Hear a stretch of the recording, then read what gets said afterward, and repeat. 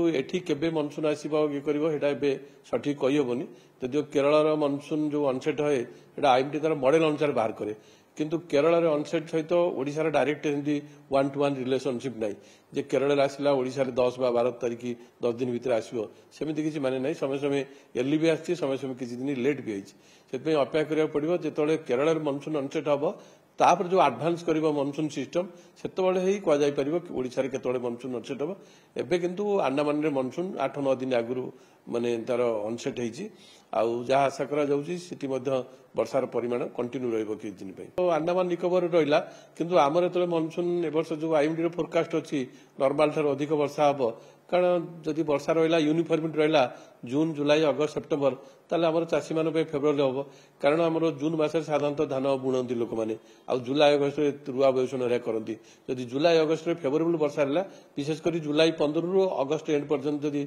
वर्षार परिमाण भलो रहला ताले चाष कार्य पे आ जोडा खरीफ धान ता पे फेवरेबल रहइबो।